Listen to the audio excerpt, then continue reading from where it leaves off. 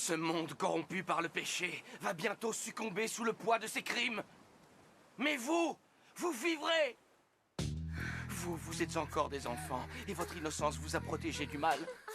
Vous êtes les anges qui peupleront le nouveau monde qui va naître.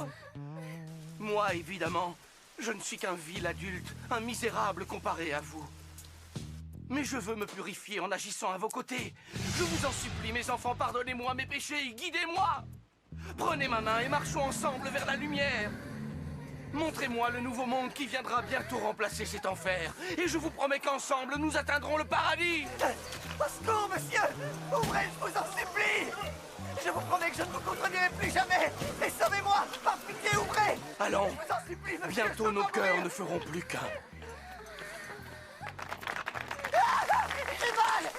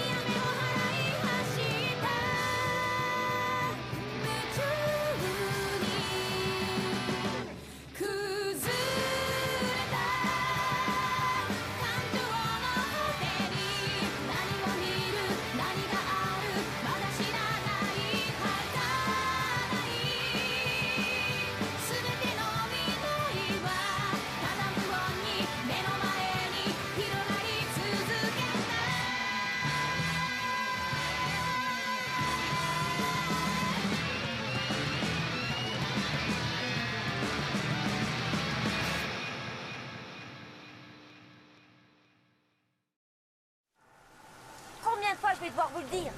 Cette histoire de virus n'est qu'une invention du gouvernement. Parce qu'il est incapable de comprendre pourquoi ces cadavres se sont mis à nous attaquer. C'est un mensonge pour endiguer la panique. C'est ce qu'on fait toujours dans ce pays dès qu'il faut ménager l'opinion. Ah oui? Donc il y a vraiment des cadavres qui bougent? Ne sois pas ridicule. Ce n'est qu'une nouvelle forme de maladie contagieuse, voilà tout. Il a raison. Il y a forcément une explication à tout ça. Peut-être qu'il y a une explication. Mais nous ne sommes qu'un petit groupe d'amateurs. Nous ne pourrons jamais la trouver. Il faudrait des scientifiques, un environnement sécurisé, du temps. Or, pour l'instant, nous n'avons rien de tout cela.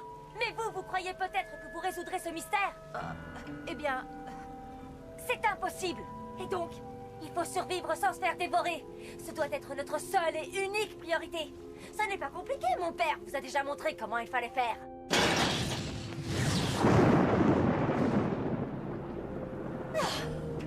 Je comprends maintenant. C'est donc là que tu voulais en venir. J'aurais dû m'en douter. Je trouvais ça étrange de voir des lycéens manipuler des armes. Mais c'est ça que tu es vraiment venu nous dire. Cette histoire de protection, c'était du baratin. Tout ce que vous voulez, c'est nous contrôler par la force. C'est tout. Ils veulent nous soumettre alors que tout le continent asiatique est touché par cette catastrophe. Qu'est-ce que le continent asiatique a à voir dans tout ça? Ça suffit, écoutez-moi tous. Ces jeunes gens sont venus ici pour nous transformer en tueurs. Quoi? Vous ne comprenez pas? Cette lycéenne est la fille du meurtrier et elle ose venir nous voir pour tenter de nous intimider. Attendez, on peut savoir de quoi vous parlez au juste? Toi, tu te tais, tu laisses les adultes parler. Qu'est-ce que vous avez dit? Est-ce que vous avez la moindre idée de ce que j'ai fait pour survivre? Tout ça, ce sont des foutaises. Maintenant, ce sont les adultes qui décident. Ce ne sont pas ces porcs de bourgeois ou de vulgaires lycéens assoiffés de violence qui vont nous donner des ordres. C'est nous, les adultes pacifistes, qui commandons... Écoutez-moi bien, il est hors de question que nous acceptions cette dictature de la violence. Saya, c'est très bien ce que tu leur as dit. Ça me dégoûte, tiens. J'ai discuté avec eux parce qu'ils disaient du mal de mon père. Mais ça ne servait à rien. C'est vraiment incroyable. Ces gens n'ont rien vu du tout, ou quoi? Ils ont tout simplement fermé les yeux. Même si elle est excessive, je dois dire que je comprends un peu leur réaction. Qu'est-ce qu'il y a? T'as un problème, Gradubide? Tu me cherches? Non, je me suis mal exprimé.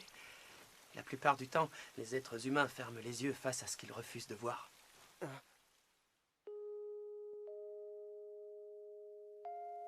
Personne n'a envie d'être rejeté par les autres. Tu sais, ils ne sont pas idiots. La plupart d'entre eux sont conscients de ce qui se passe. Mais ils ne peuvent rien faire. Pourtant, ils doivent bien se rendre compte que tout a changé et que nous ne vivons plus dans le même monde. Oui, seulement le premier réflexe que beaucoup de gens ont dans ce genre de situation, c'est de tout faire pour que leur vie redevienne normale. Et ce, quoi qu'il arrive. Dans certaines circonstances, ce sentiment nous pousse à nier la réalité. Tout ça parce que...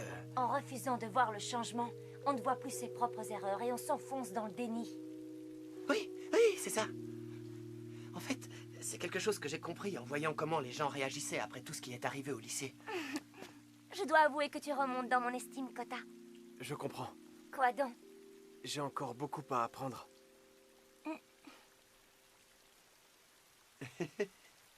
Ah, qu'est-ce que j'ai dit? T'as vraiment un don, tu sais. De quoi tu parles?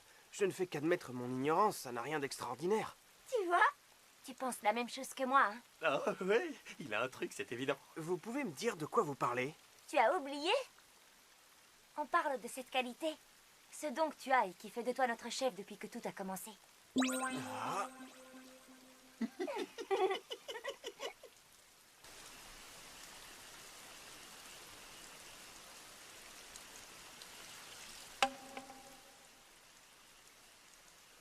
Que penses-tu de cette lame? On raconte que la fille de maître Busujima est si douée sabre à la main qu'elle rivalise même avec Sao no Chiba.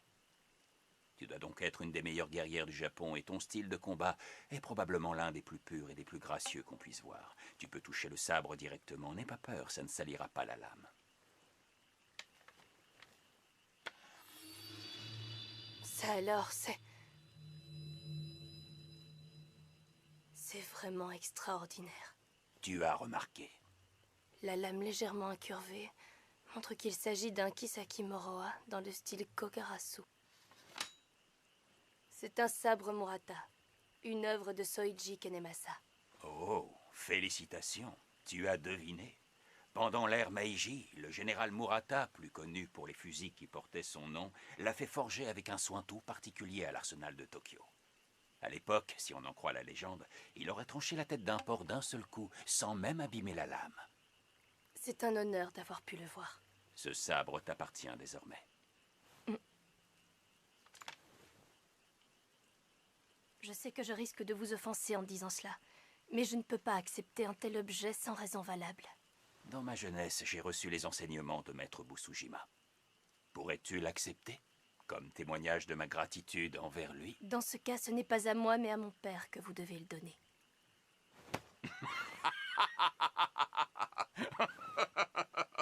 Tu es la digne héritière de la famille Busujima. Tu fais preuve d'une franchise désarmante. Ne voyant en cela que la faiblesse d'une jeune fille et non un trait familial. Tu sais pourquoi je te le donne? Je pense aussi à mon ingrate de fille. Il est vrai qu'il m'est arrivé plusieurs fois de lui sauver la vie au cours de notre échappée, mais j'ai aussi survécu à de nombreuses épreuves grâce à elle.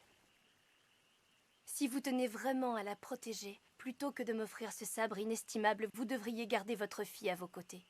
L'héritière de la famille Tagaki aime ses parents d'un amour profond, malgré les apparences. Malheureusement, elle leur ressemble un tout petit peu trop. Ce qui renforce mon argument. Vous devriez donner ce sabre à Takashi Komuro. Il est le chef de notre groupe. Je connais ce garçon depuis sa plus tendre enfance. Je reconnais qu'il est devenu un homme bien. Et la confiance que tu lui témoignes suffirait à dissiper mes scrupules si je ne le connaissais pas. Toutefois, malgré toutes ses qualités, je sens qu'au fond de lui, il a encore des doutes. Et un chef se doit d'être décisif en temps de crise.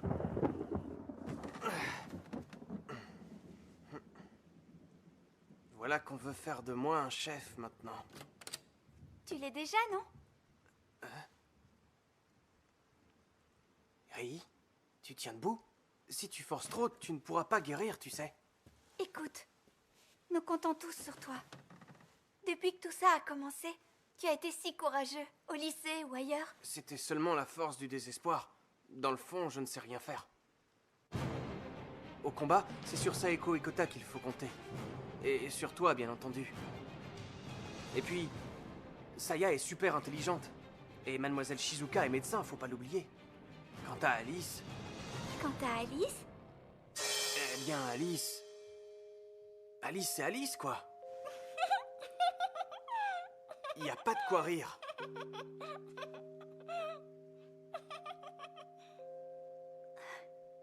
Takashi, Quoi? écoute bien. Je vais t'apprendre une règle à propos des filles. Ce qu'on aime, c'est les hommes mignons qui savent s'occuper de nous. Quoi, c'est tout? Oui, c'est tout. Pourquoi? Il y a plus important. Mais je n'ai aucune de ces qualités. C'était peut-être vrai autrefois. Ça, je veux bien le reconnaître. Mais ce n'est plus le cas maintenant. Tu as beau te plaindre constamment, tu te lances toujours dans la bataille quand il le faut. Tu le fais sans raison, seulement parce que tu sais que c'est nécessaire. Tu comprends, Takashi? Tu t'es toujours comporté de cette façon. Mais moi, je ne m'en étais pas aperçue. C'est vrai, tu es peut-être comme ça depuis le début. En fait, j'en suis certaine. Oui. Et c'est pour cette raison que je veux rester avec toi. Je ferai tout ce qu'il faut pour être auprès de toi. Ah, même si un jour tu tombes amoureux d'une autre fille, je resterai. Parce que je ne pourrai pas vivre sans toi. Ah.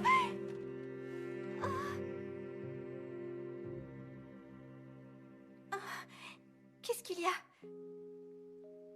Je ne sais pas si je dois être heureux ou me mettre en colère. Ce que tu viens de me dire est si complexe. Les femmes sont la complexité même, tu devrais le savoir.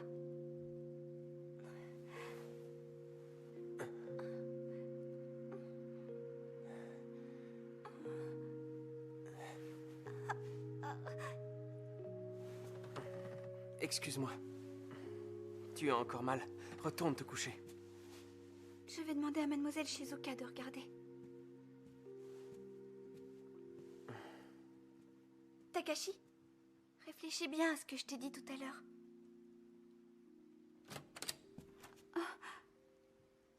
J'ai senti que quelqu'un était avec toi, alors j'ai attendu ici. Je te rassure, je n'ai rien entendu. S'il te plaît, est-ce que tu pourrais lui parler, toi aussi? Quelque chose me dit que tu auras plus de chance que moi. Très bien. Ah oui, tant que j'y pense. Oui, quoi? Quand vas-tu arrêter de me parler comme si tu avais une dette envers moi? Après tout, nous sommes toutes les deux... Je ne veux pas parler de ça. Laissons ce souvenir là où il est.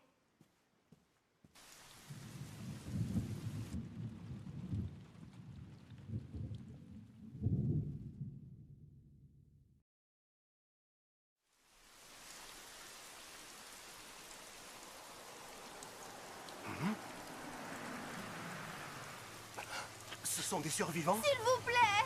Je vous en prie, aidez-nous! Je vous en supplie, il faut nous laisser passer! On s'est enfui de notre lycée, on n'a nulle part où aller! Aidez-nous, je vous en prie! Ayez pitié! Oui! Aucun problème! Ne vous inquiétez pas, nous levons le barrage immédiatement!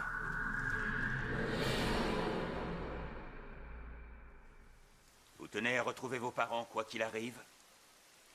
Oui, monsieur. Mon père est loin.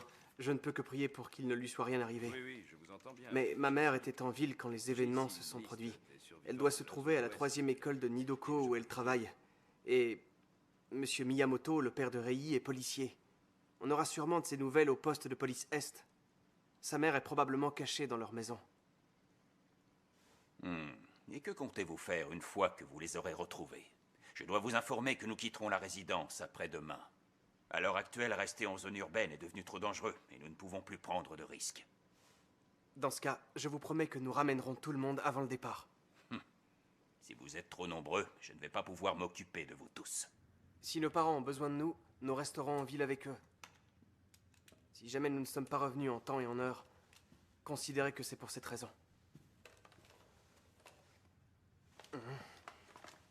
Attendez-moi, je pars avec vous.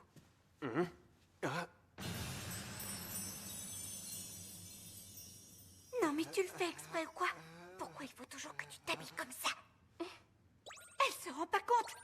Saeko, tu es très jolie, je te jure, mais tu crois pas qu'il est un peu tôt pour se préparer? Je crois que je vous serai utile. Sans compter que, si vous voulez ramener vos parents, le plus prudent est encore de venir en nombre, vous ne croyez pas? Je peux pas vraiment dire le contraire, mais bon... Rei? Qu'est-ce que tu as? Ce type, c'est... Honnêtement, vu l'ampleur qu'ont pris les événements, je ne pensais pas qu'on pourrait encore sauver le fils du sénateur Shido. Mais je dois dire que ces considérations politiques n'ont plus vraiment d'importance. Ce n'est pas grave, monsieur. De toute façon, aujourd'hui, je ne suis qu'un modeste professeur du secondaire. Vous êtes impressionnant. Vous vous êtes échappé du lycée, vous avez risqué votre vie en emmenant vos élèves avec vous. Non, ce n'est rien du tout. Je n'ai fait que mon devoir d'enseignant. À ce que je vois, vous avez hérité du caractère de votre père. Plutôt mourir. Je n'ai rien à voir avec lui. Certes, mon père est sénateur. Mais moi, je connais son vrai visage. Celui d'une misérable brute qui a poussé ma mère au suicide. Plus tard, j'ai rejeté ma famille pour devenir enseignant. Il y a un type au conseil de sécurité qui commence à devenir gênant. Par chance, il se trouve que sa fille est une élève de ton lycée. Alors tu vas la faire redoubler. Ça devrait suffire à faire passer le message. S'il vous plaît, est-ce que vous pourriez accueillir mes élèves dans votre groupe? Moi, je pourrais toujours me débrouiller, mais... Arrêtez, vous allez me faire pleurer. Ce cher monsieur Shido. Mademoiselle Miyamoto, ravi de voir que vous êtes saine et sauve. Vous savez pourquoi je suis si à l'aise avec cette baïonnette? Parce que je suis experte dans le maniement de la lance. C'est mon père, le champion des jeux préfectoraux, qui m'a tout appris. Mon père que vous n'avez pas hésité à faire souffrir. Mon père, un colosse inébranlable qui peut risquer la mort sans sourciller. Et j'ai vu cet homme me faire des excuses en pleurant toutes les larmes de son corps. Il m'a dit que c'était sa faute si je redoublais. Je savais que vous seul pouviez manipuler mes notes. Pourtant, j'ai retenu ma colère. Parce que depuis des mois, mon père enquêtait sur le vôtre, le sénateur Shido, et qu'il était sur le point de le faire arrêter. Mais maintenant... Vous êtes prête à commettre un meurtre, vous en êtes certaine? Vous, mademoiselle Miyamoto, la fille d'un policier? Vous comptez vraiment devenir une criminelle? Vous êtes mal placée pour me faire des leçons de morale! Dans ce cas, tue-le, qu'on en finisse! Je reconnais que j'entretiens des relations professionnelles avec le père de cet individu. Mais cela ne veut plus rien dire désormais. Alors si telle est ton intention, tue-le! Saeko! Laisse-la, c'est une décision que Rei doit prendre toute seule. Très bien, allez-y. Tuez-moi si vous le voulez. Tuez-moi, je ne résisterai pas, mais vous devrez supporter le fardeau de ce crime pendant toute votre vie. Je suis encore votre professeur, et c'est la meilleure et la dernière leçon que je puisse vous donner. Allons, tuez-moi, si telle est votre intention.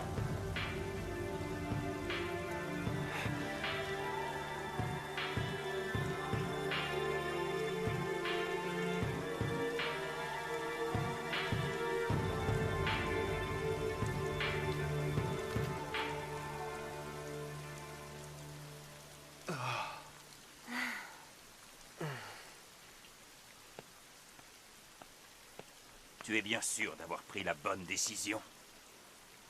Cette ordure ne mérite même pas d'être tuée.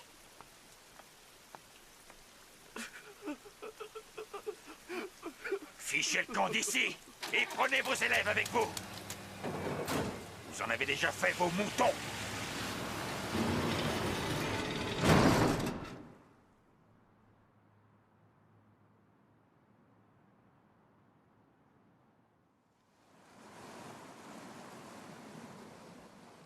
Capitaine, nous venons de recevoir des ordres ultra prioritaires. Code 666 Delta. Je répète, code 666 Delta. Attention, les cibles désignées sont November Kilo et Romeo Charlie. Bien reçu. Number One, allez vérifier les ordres. J'attends votre confirmation.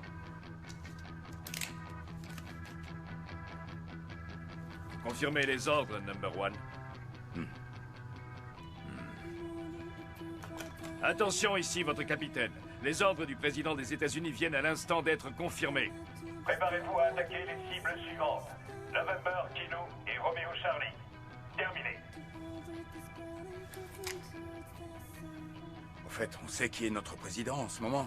Ils doivent tomber les uns après les autres. C'est qui le secrétaire d'État à l'énergie? Avant-hier, c'était le secrétaire d'État à la sécurité intérieure. Mais il était déjà mordu au moment de son investiture. C'est comme ça. Plus personne ne peut dire ce qui se passera demain. À part les anges dans le ciel et notre Seigneur Jésus-Christ. Mon Dieu, pardonnez-nous ce que nous allons faire. Seigneur, par pitié, sauvez-nous de cette catastrophe. Mise à feu!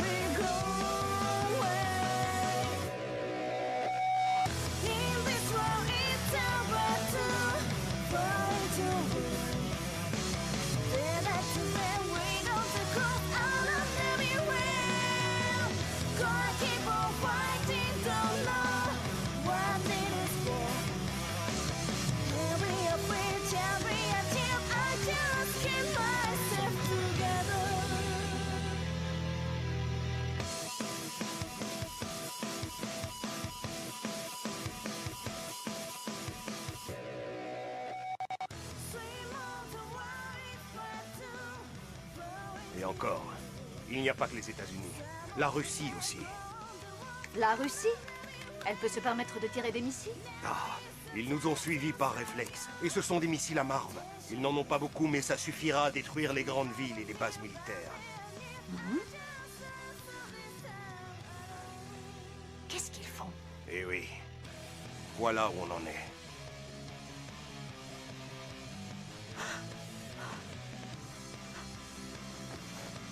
Après l'attaque des morts-vivants, les frappes nucléaires? Même Hollywood aurait jeté ce scénario à la poubelle. Non. Ça y est, ils l'ont fait. Seigneur.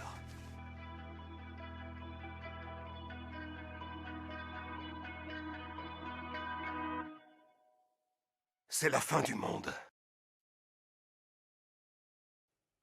Une impulsion électromagnétique? C'est une attaque Nous ne pouvons plus EMP. compter sur nos équipements Préparez-vous électroniques. au combat! On se croirait dans Fort Alamo. Kota, je te confie À ma fille. partir de maintenant, les nuits seront vraiment noires.